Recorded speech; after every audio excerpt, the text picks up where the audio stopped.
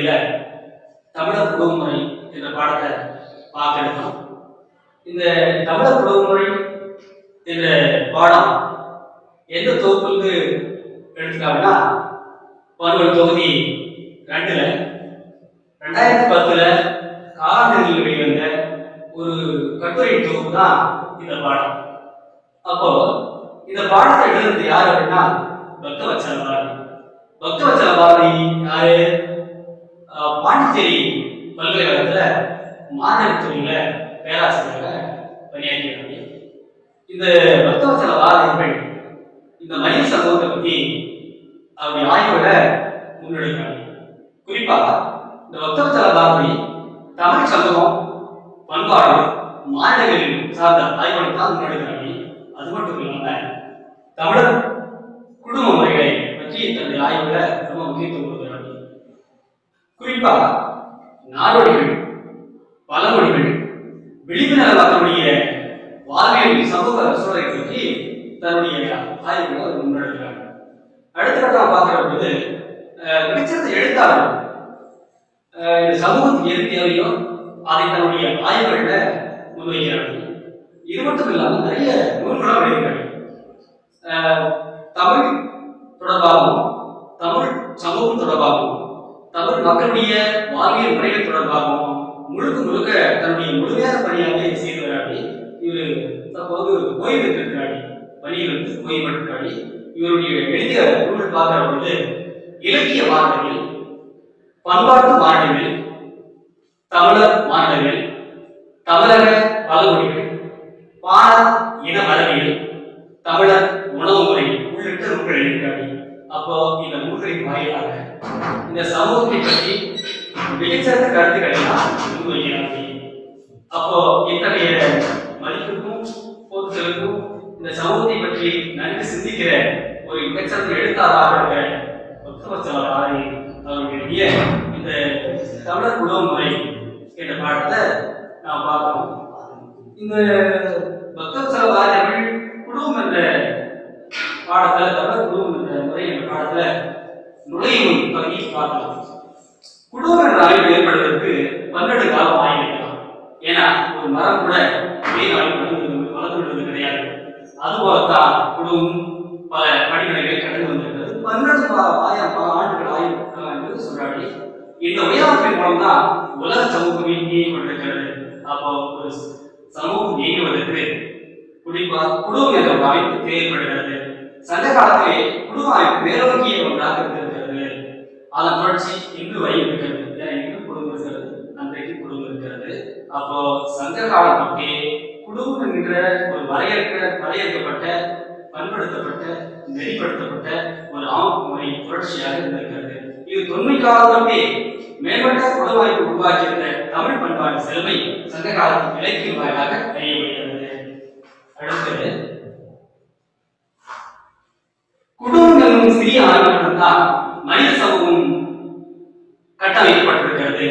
அப்போ குடும்பத்துடைய தொடர்ச்சி தான், அதனுடைய வளர்ச்சி தான் இன்றைய சமூகம். குடும்ப தொடங்கி குளம், கோட்டம், பெருங்குழு, சமூகம் என்ற அமைப்பு வரை பிரிகிறது. ஆதலால் குடும்பமே மனித சமூகத்தின் அடிப்படையாக உள்ளது. அப்போ வாழ்க்கை காலம் முழுவதும் தொடர்ந்து வேறு எந்த நிறுவனமும் இந்த அளவுக்கு மனிதனை பண்படுத்துவது கிடையாது, சமூக ஏற்படுத்துவது கிடையாது. அப்போ மனித வளர்ச்சியில, மனித சமூகத்துல, இந்த மாணவர்கள் சேர்ந்த ஒட்டுமொத்த தொகுப்புல ஒரு மனிதனை முழுமையுடையதாக பார்த்துக்கிற ஒரு அமைப்பு குடும்பம் என்பது இதன் மூலமாக விளக்கப்படுகிறது. அதுக்கடுத்து பார்க்கும் பொழுது குடும்பம் என்று சொல்லுகிற பொழுது அழகா சில நூற்பாவை சொல்லுவாங்க. குடும்பம் ஒரு கோயில், நல்லது குடும்பம் பல்கலைக்கழகம் என்று சொல்லுவாங்க. பல்கலைக்கழகம் என்கிறது பல அமைப்புகள் சேர்ந்தது. குடும்ப அமைப்பு ஏற்படுவதற்கு அடிப்படை திருமணம் தான்.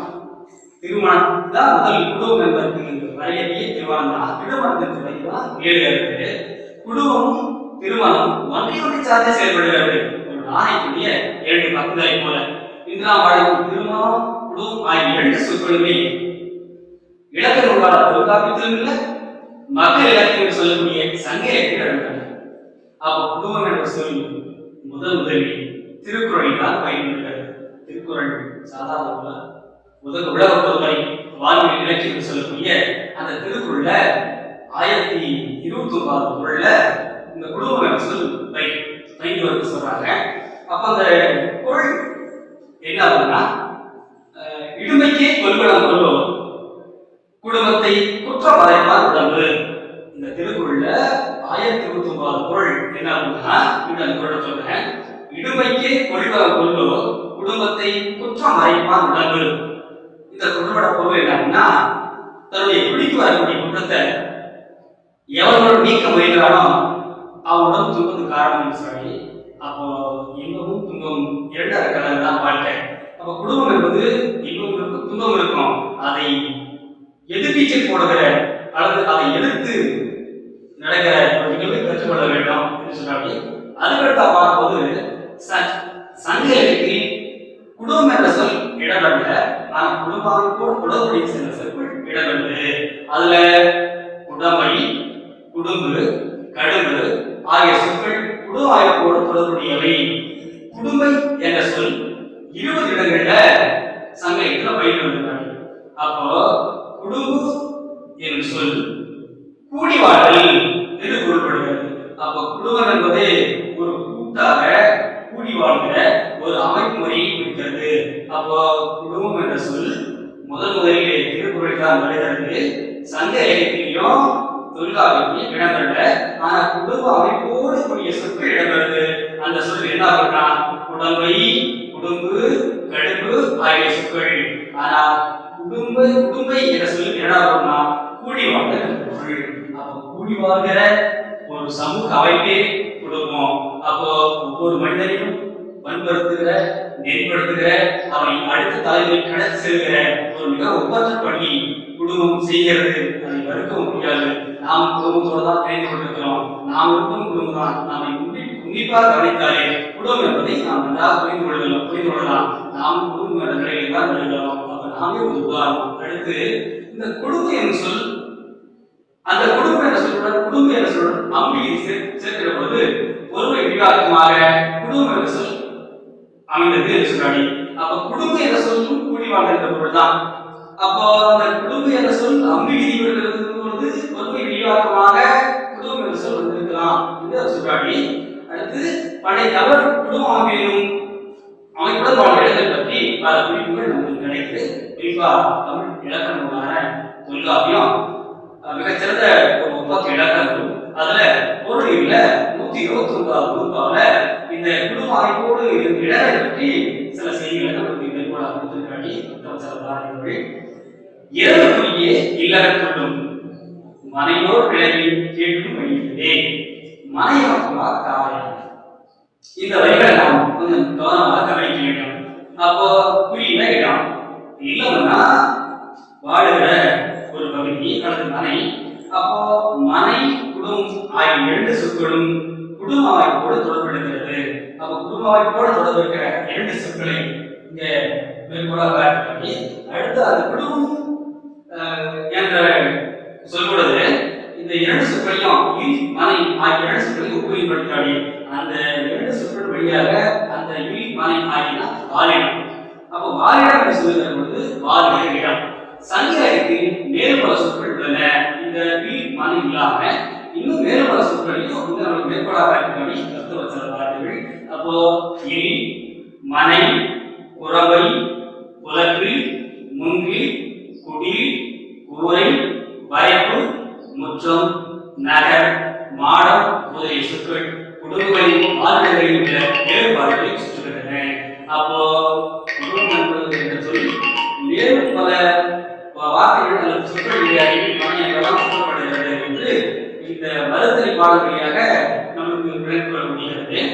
இதுல வாரியத்தை பற்றி பேசுகிற போது நாம் எங்கே வாழ்கிறோமோ அதை பொறுத்துதான் நம்முடைய எதிர்காலம் இருக்கிறது. ஏன்னா ஒரு செடி கூட எந்த வகையிலே ஊற்றப்படுகிறதோ, எந்த மண் தரமான மண்ணாக இருக்கிறதோ அதை பொறுத்துதான் அதனுடைய வளர்ச்சி இருக்கிறது. அதே மாதிரி இந்த மக்கள் கூட்டமாக வாழ்கிற அந்த வாரியம் கூட மிகச்சிறப்பான ஒரு இடத்தில் இருந்தால்தான் அந்த இடம் அல்லது அந்த குடும்பம் ஒரு நல்ல பண்பட்ட குடும்பமாக வரும். அதே மாதிரி வாரியம் என்று சொல்கிற பொழுது தம்மனை உண்மனை, அது என்ன தம்மனை மும்மனை மருந்துரை பாடல் கூட நம்மளுக்கு தம்மனை மும்மனை என்ற வரிகள் இடம்பெற்றுள்ளது. அப்போ தம்மனை மும்மனை என்பது என்ன அப்படின்னா மனைவியின் இல்லத்தையும் கணவன் இல்லத்தையும் பிரித்து பேசுகிற ஒரு போக்கு காணப்படுகிறது. இன்னும் சில இடங்களில் தற்காலிகமாக தங்குற இடம், அப்போ வாழ்ற இடத்துல நிலையாக தங்குகிற இடம், தற்காலிகமாக தங்குகிற இடம், கணவன் மனைவி திருமணம் புரிந்து கொண்டு தங்குகிற இடம், இதையெல்லாம் மிக சிறப்பாக வரையறுத்து சொல்லுகிற ஒரு அருமையான பாடமாக தமிழர் குடும்ப முறை இருக்கிறது. அதில் பாருங்க, தற்காலிகமாக தங்குகிற புக்கில் புராணத்துல 221வது பாடல்ல இந்த புக்கில் என்ற வார்த்தையை பயன்படுத்துகிறான். அவர் தற்காலிகமாக தங்குகிற புக்கில் எனவும் திருமணத்துக்கு பிறகு, ஏன்னா திருமணத்துலதான் குடும்பம் என்பது ஆரம்பமாகுது. அப்ப திருமணத்துக்கு பிறகு கணவன் மனைவியும் பெற்றோர்களுக்கு பிரிந்து வாழ்கிற இடம் தம்மனை என்று சொல்றான். அப்போ நிலையாக தங்குகிற இடம், தற்காலிகமாக தங்குகிற இடம், அதே மாதிரி திருமணம் முடிந்தவர்கள் தங்குகிற இடம் என்றெல்லாம் வாழ்க்கை இடங்களை எப்படி ஒதுக்கி வச்சிருக்கலாம் தமிழன். மனைவி சொல் அந்த தங்குற இடத்துக்கு இன்னும் நிறைய சாதனைகளை இந்த பாடத்துல அவர் மேற்கொள்ள காட்டி வந்து சில வார்த்தைகள் நல்ல ஆழ்ந்த புலவைக்கும் அதனுடைய ஆய்வு நுட்பத்துக்கும் இந்த வரிகள்லாம் சான்று பார்க்க முடியாது. அதில் பாருங்க, நம்மனை தம்மனை எம்மனை இம்மனை உம்மனை நின்மனை நுந்தமனை நன்மனை வருமனை வளமனை கடிமனை தாய்மனை என சங்கேதங்களில் பல இடங்களில் பயிர் வருகிறது. இன்னொரு விஷயம், ஒரு அருமையான வார்த்தையை மேற்கொள்ள காட்டுகிறேன். மனையோ என்னும் சொல்லும் சங்க பாடலில் பயன்படுத்தும் சொல்லாகும். அப்போ மனை ஆழ்வல் மனையாள், மனை ஆழ்வல் மனையாள் என்பது இந்த பாடல் என்னன்னா பெண்கள் தான் ஆட்டின் கண்கள், பெண்களின் ஆட்டின் கண்கள் காளிதாசன் அருமையா பெண்களுக்கு ஒரு வைரவழியை சொல்றான். அதே மாதிரிதான் மனையர்கள் சொல்லி பயன்படுத்துகிறது. இதன் மூலம் மனை என்பது ஆயிரத்துக்கு முதன்மையாக சொல்றாங்க உள்ளதை அறிவிக்கிறது. அப்போ மனை என்பது வாழத்தை குறிக்கிறது. அப்போ வாழற இடத்தை பொறுத்துதான் ஒரு மனிதனுடைய மனித சமூகத்துடைய ஒட்டுமொத்த மாற்றமே நிகழ்கிறது. அப்போ குடும்பம் என்பது ஒரு மனிதனை பண்படுத்துகிற, நெறிப்படுத்துகிற, ஒரு ஒழுங்கவனியை கொண்டு வருகிற ஒரு அமைப்பாக இருக்கிறது என்பது இந்த பாடத்தின் வழியாகவும் இந்த தாயின் வழியாகவும் நாம் விளங்கிக் கொள்ளலாம். அடுத்து இந்த குடும்ப அமைப்போடு தொடர்புடைய ஒரு அருமையான படம் இங்கே பிரசுரிக்கப்பட்டிருக்கிறது. இந்த படத்தை பார்த்தாலே குடும்பம் என்பது ஒரு கூட்டாக வாழ்கிற மனித உறுப்பினர்கள் கூட்டாக வாழ்ந்த ஒரு சங்கம் என்றுதான் சொல்ல முடியும். இந்த படத்துல தாத்தா காமி அவர் ஒளி கழித்து போய் போய் உட்கார்ந்து, அடுத்து அவங்க மனைவி பாட்டி இருக்காங்க, அவங்களும் ஒரு வேலையை பண்ணிட்டு செய்யறாங்க. அடுத்து அந்த மகன் இருக்கான், அந்த மகன் அவன் விவசாயத்தை பயிர்களை பசுமாட்டை வைத்து கொண்டு போறான், மகள் மருமகள் இருக்காங்க, குழந்தை கூட பாருங்க, குழந்தை கூட அது ஒரு பணியை பண்ணிட்டு தான் செய்யுது. அப்போ குடும்பம் என்பது மக்களுடைய ஒரு கூட்டமைப்பு. அப்போ குடும்பம் என்பது வேலையை பங்கிட்டுக் கொள்கிற ஒரு இடம். அப்போ குடும்பம் என்பது மனித பண்புகளை வளர்க்கிற ஒரு இடம். அப்போ குடும்பம் என்பது வேலையை பங்கிடுவது, மனித பண்புகளை வளர்த்துக் கொள்வது, விட்டுக் கொடுப்பது, அதே மாதிரி சில பண்புக்கூறுகளை அடிப்படையாக கொண்டதுதான் இந்த குடும்ப அமைப்பு முறை என்பது இந்த பாடத்தின் வழியாக குடும்பம் என்ற அந்த ஒரு வார்த்தைக்கு இந்த படம் மிக பொருத்தமாக இருக்கிறது என்றே சொல்லலாம். அடுத்தபடியாக பார்க்கும்போது இப்போ நாம் இன்னைக்கு இளைஞர்கள்லாம் பெரும்பாலும் ஏதோ வாழணும், வளரும், வாழ்ந்துட்டு இருக்கிறோம், அப்பா அம்மா கல்விக்கு தெரியும், அவ்வளவுதான், வேற ஒண்ணுமே அவங்களுக்கு தெரியல. அப்பா அம்மா தவிர வேற யாரும் கல்வி தெரியாதான் இருக்கிறாங்க.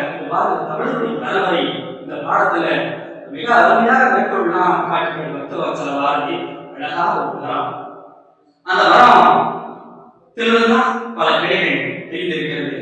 அந்த கிளைகள் துணை கிளைகள் அப்படி கிளைகள் அழகாக செல்வியாக காட்டியிருக்கிறது. அந்த மாதிரி தான் தாய் தந்தை இந்த இரண்டு அழகான மரங்களுக்கு கிளைகள் இருந்திருக்கிறதோ அதே மாதிரி தாய் தந்தை என்ற இரண்டு வடிவங்கள் இருந்தால் எல்லோரும் பிரிவு வந்திருக்கிறோம். அது யாரும் மறுக்க முடியாது, நாம் அப்படியா வந்திருக்கிறோம். இதை நம்ம தமிழருடைய தலைமுறை பார்த்து சொல்றீங்க. பரன், பறை, சேயோர், சேயோர், ஓட்டல், ஓட்டி, பூட்டல், பூட்டி, பாட்டன், பாட்டி, தந்தை, தந்தை, தாய். அதுக்கடுத்து பார்க்கிற பொழுது நான் இன்னைக்கு வாழ்கிற ஒரு சூழல், மகன், மகள், பெயர், பெயர்த்தி, கொள்ளு பெயர், கொள்ளு பெயர்த்தி, எள்ளு பெயர், எள்ளு பெயர்த்தி. இப்படி தமிழுடைய பாரம்பரியம் நம்மளுக்கு நம் முன்னோருடைய அமைப்பு முறைகளையும் நாம் எந்த சூழலில் வாழ்கிறோம், குடும்பம் என்ற அமைப்போடு தான் வாழ்கிறோம். அந்த குடும்ப அமைப்பிலிருந்து இந்த கிளைகள் தான் இந்த நம் முன்னோர்கள். இதையெல்லாம் நாம் உன்னிப்பாக கவனிக்க வேண்டும். இதிலிருந்து தான் நாம் பண்பாடுகளை பாரம்பரியத்தை நாம் கற்றுக்கொள்ள முடியும். அப்போ குடும்பம் என்பது ஒரு நாளில் ஒரு இடத்தில் தோன்றியதில்லை, பல இடங்களிலே உலகத்தில் எல்லா இடத்துல தான் குடும்பமாக வாழ்கிறார்கள். ஆனால் தமிழருக்கு ஒரு நேர்த்தி, தன்னுடைய குடும்பத்தின் மேல ஒரு அக்கறை, தன் குடும்ப நிலைகளில அவர் எடுத்துக்கொண்ட முயற்சிக்கு இந்த பாடல் மிகச்சிறந்ததானது. அதே மாதிரி இதை தொடர்ச்சியாக பார்க்கிற பொழுது இப்போ நாம 3-4 தலைப்பை பார்த்துருக்கோம். அதுல முதலாவது பார்க்கிற பொழுது குடும்பம் என்ற தலைப்பை பார்த்தோம். அப்போ அதுக்கடுத்தா பார்க்கிற பொழுது வாரணத்தை பார்த்தோம். அதுக்கடுத்தா பார்க்கிற பொழுது இன்னொன்று மனநகரம் சொல்றோம். குறிப்பா குடும்பத்துல மனநகரம் வந்து ரொம்ப முக்கியமான இடம். ஏன்னா மனமான பின்பு கணவன் மனைவியும் எங்கே தங்கி வாழ்கிறார்களோ அந்த இடத்த மனநகரம் சொல்றாங்க. அப்ப மனநகரம் என்பது கணவன் மனைவி தங்கி வாழ்கிற ஒரு இல்லத்துல தன்னுடைய வாழ்க்கையை தொடங்குகிற ஒரு பகுதி மனநகரம். அப்ப மனநகரம் என்ற சொல் மிக உடனே பெற்ற ஒரு சொல்லாக இந்த பாடத்தை வருகிறது. அடுத்ததாக தந்தை வழி குடும்பம், தாய் வழி குடும்பம், அதே மாதிரி தனி குடும்பம், கூட்டு குடும்பம், இந்த பகுதிகளில் இடம்பெற்றிருக்கிறது. அதை அடுத்த வகுப்பில் பார்ப்போம்.